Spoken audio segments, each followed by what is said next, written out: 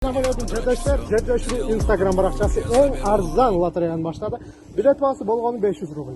Баш байга 4 бөлмөлүү квартира. жана 2 темир тулпар BMW жана Cherry автоунаасы. Ошондой эле 420 приз акчалай конверттер менен биздин розыгрыш старталды.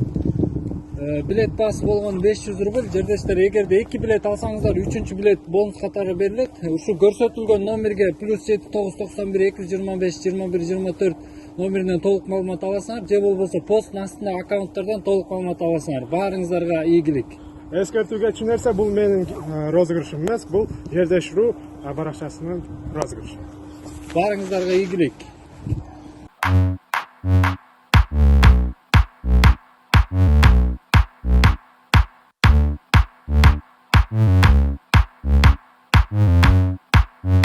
Ассаламу алейкум сүйүктөрчүлөр, Фрунзе ТВ каналы чоң суроо долбоору кайрадан эфирде. Жана өзүңүздөр мындай байкап турсаңыздар керек, бир аз жылмайып, бир башкача болуп турат, себептен бүгүн тема аябай кызыктуу. Көптөн бери биздин көрүүчүлөрүбүздүн бирөөсү сурап келчү, комментарийди дайыма калтырчу, жана бул комментарийде көп эле лайк чогултчу. Кызыктуу теманы сунуштачы чын-чынында, бирок көптөн бери мындай кечке эле ушул тууралуу сурай беребизби, ушуга байланыштуу темаларды сурай беребизби деп алыстатып койгон болчук. Бүгүн убакыт келди окшойт. Тема мындай туугандар. Кыздарга суроо узатабыз. Өзүңөн кичүү бала болсо турмушка чыгат белең деп.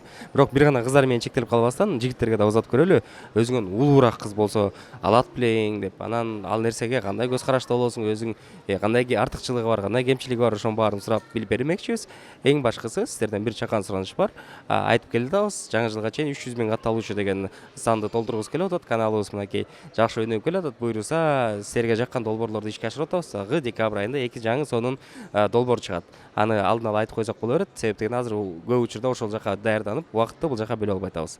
Кыскасы, бүгүнкү опрос аябай сонун болот. Лайк басыңыздар, каналга катталыңыздар жана бул тема боюнча өз оюңуздарды комментарийга жазып баштай берсеңиздер болот. Чоң суроо башталды.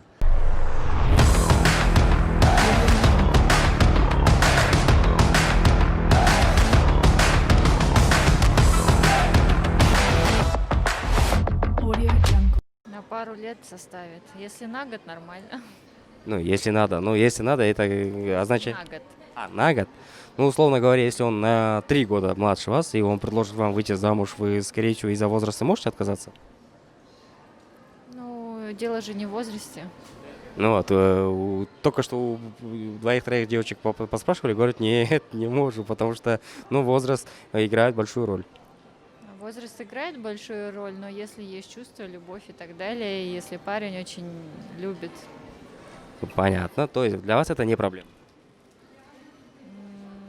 Скажем, я еще с таким не сталкивалась, поэтому не могу сказать. Если столкнетесь, например, для вас это будет не проблема?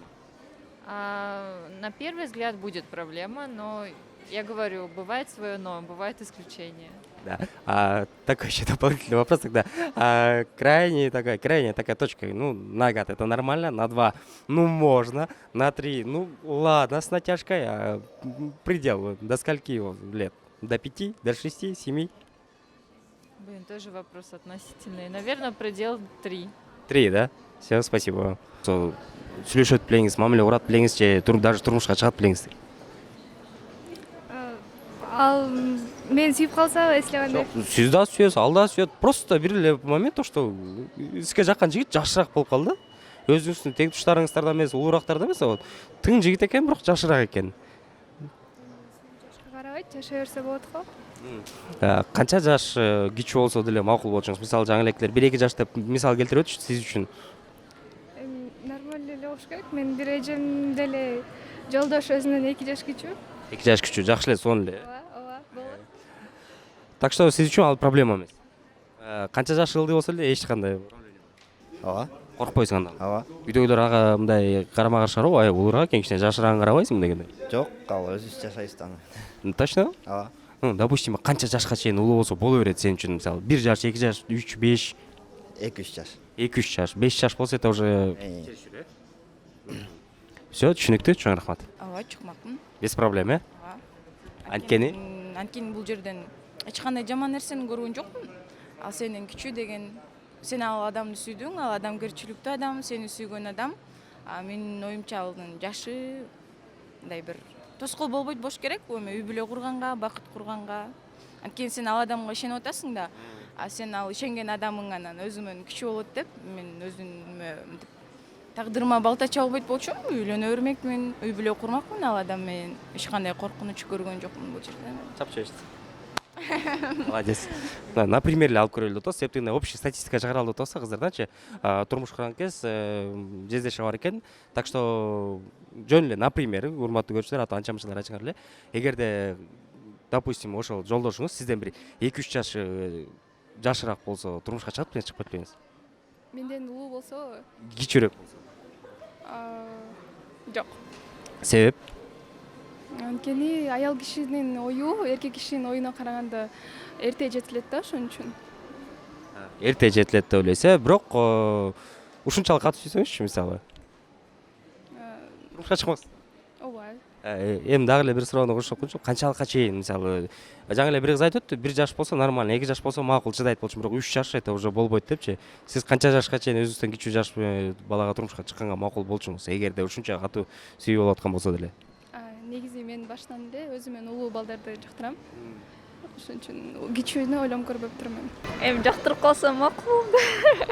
Жактырып калсаңыз макул болмоксу, баардык эле кыздардын жообу ушундай болот, бирок кошумча мындай суроо көрүп атабыз. Канча жашка чейин эми допустимо, орусча айтмакчы.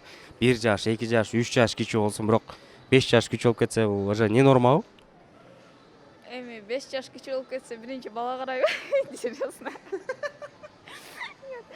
Элестетсиз, мен карап турсам, анан жигитим жаш болуп атса, мени карамак беле. Жок, эми антип эч качан өлчөбөш керек. Себеп дегенде сүйүү ар кандай, мисалы 20 жаш, 15 жаш улуу кишилер эле үйлөнүп баш кошуп атышпайбы? Просто сиз үчүн, өзүңүз үчүн карады деп коелу, сүйөм, мага турмушка чыкчы деп мындай берип атат, мындай тизелеп туруп кольцо менен. Просто өзүңүз үчүн. Допустим, 4 жаш кичинекей болсо нормально эле?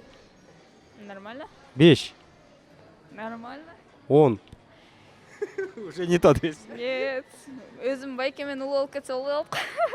Улуу болуп кетсе эмес, кичүү болуп кетсе. Ой, кичүү болуп кетсе. Ошол жагы бар, Единственное, эркектерге эмнегедир бул жагынан как-то попроще экен да. 10 жаш кичүү кыз болсо деле эчтеке эмес. Коом да унчукпайт, өз дагы мындай жепчеңил кабыл алат бул нерсени.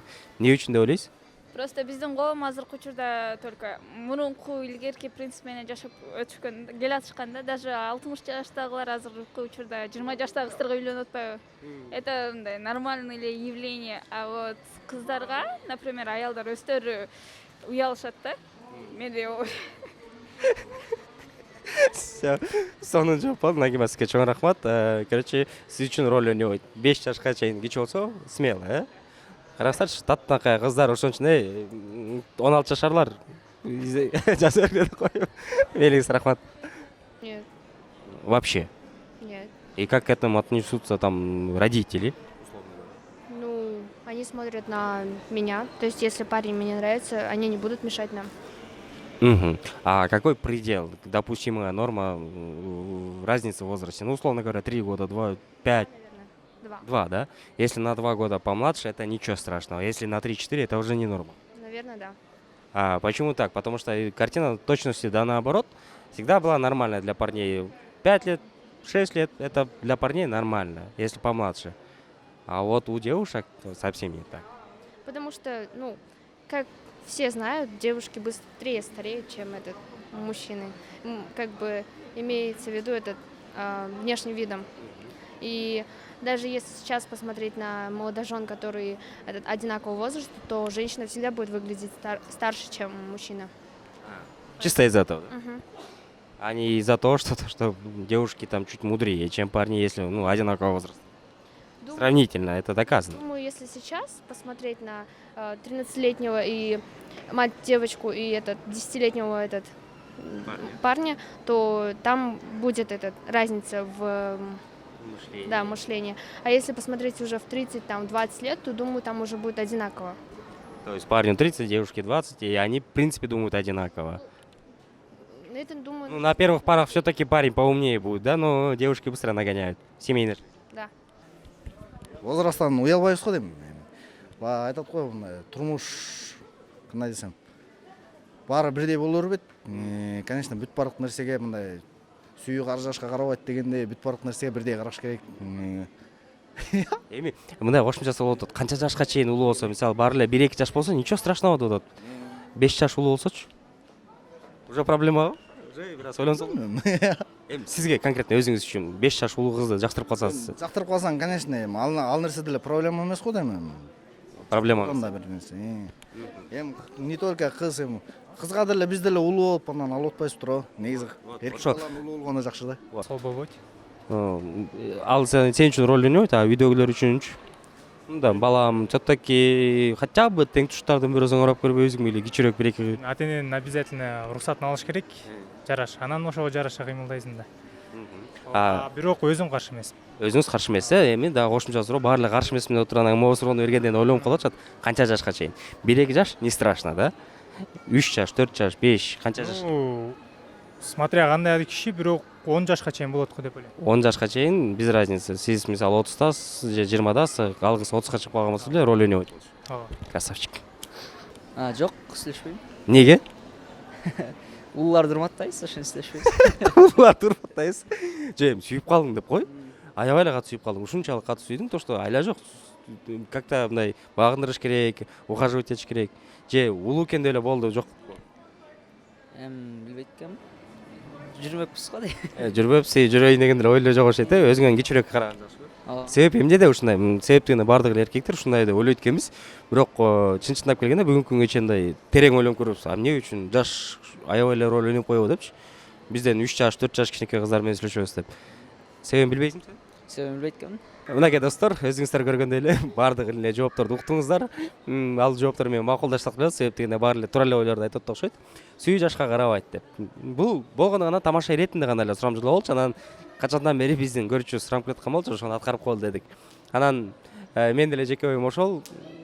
Эки сонун макал бар, сүйүү жашка карабайт, жана сүйүүнүн көзү көр деп. Ушул эки макалга таянсак эле жашка да карабайсың, келбетине да карабайсың, боюнун узуну кыскасын айтор сырткы келбет жана андан ошол сыяктуу нерселердин көбү роль ойной калат, болгону гана жан дүйнө болот.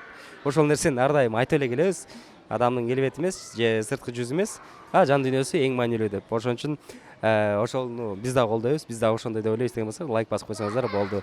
Бул чоң суроо долбоору болду. Кайра кийинки эфирден көрүшкөнчө сак саламаттыгыңыздар. Анан эң башкы суранычыбыз ушул теманы ылдыйда улантабыз, жана кызыктуу темалар болсо сунуштасаңар, силердин да темаңар ушинтип чыгып калат. Көрүшкөнчө.